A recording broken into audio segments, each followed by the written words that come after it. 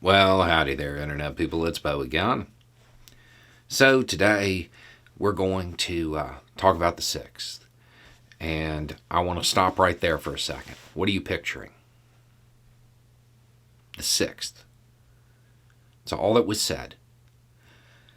I would imagine you're picturing a specific event off of those two words, the 6th. That should let you know the gravity of the situation that day. You weren't thinking of the 6th of this month. You were thinking of a very specific event.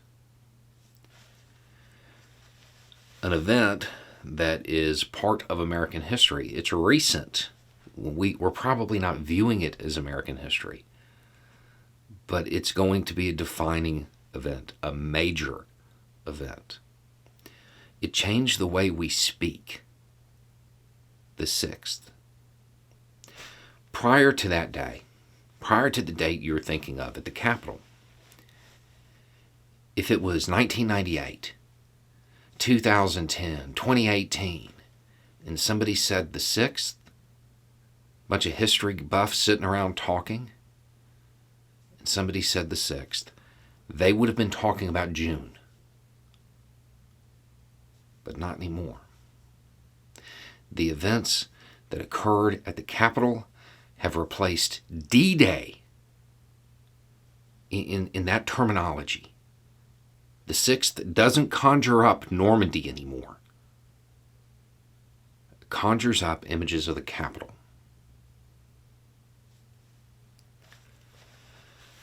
Now, whether you like him or not, on that day, there was a gap in the defenses of the American experiment. There was a gap in the defenses of the Republic.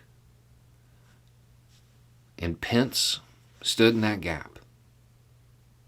At that moment, on that day, he did his part. And nothing I'm about to say can take that away. He did that. Had he made different decisions that day, we would be living in a very different world right now. If he had decided to leave, if he had decided that it wasn't worth it, or to play ball, the world would look very different. Now, Pence gave an interview, and it was his strongest statement yet.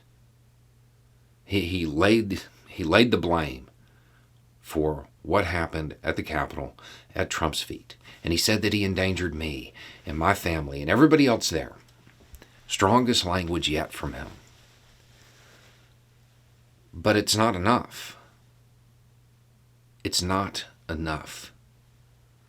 Pence has had the opportunity to write his paragraph in the history books. When this is talked about, there will be a section about him.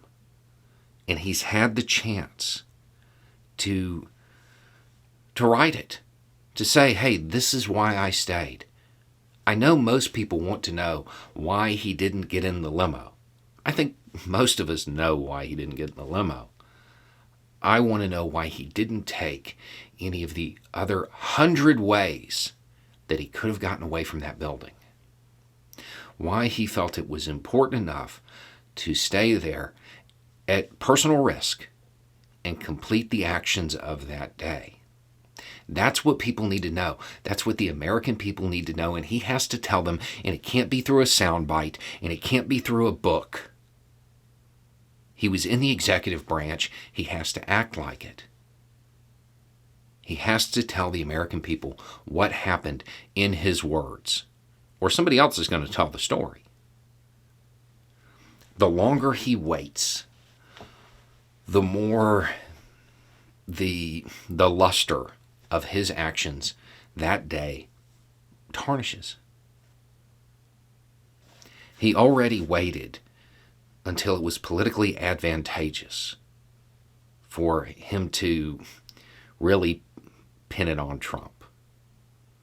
I mean, right after the midterms, Trump been knocked down and Pence walks up and just kicks him once, you know? That's not a good look. That's not the actions that fit the myth that will be crafted about the man who stood in the gap. If he wants that place in history, he has to tell his story. He has to tell the American people what happened and what was at risk and why it was so important for him to stay and complete the actions of that day. He can say that, it takes courage to uphold the law. And I get it, but he has to explain to the American people what was at risk. In no uncertain terms. He just has to put it out there.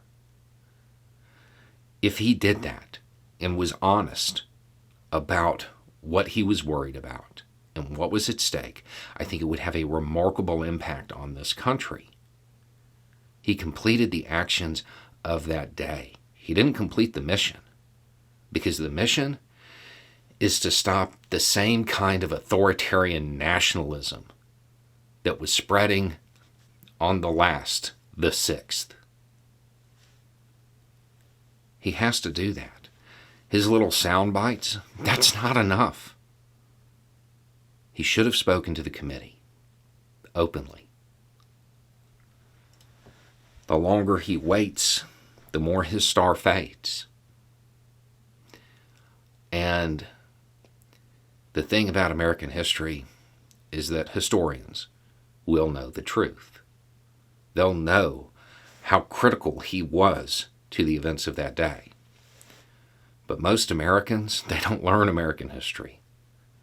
They learn American mythology.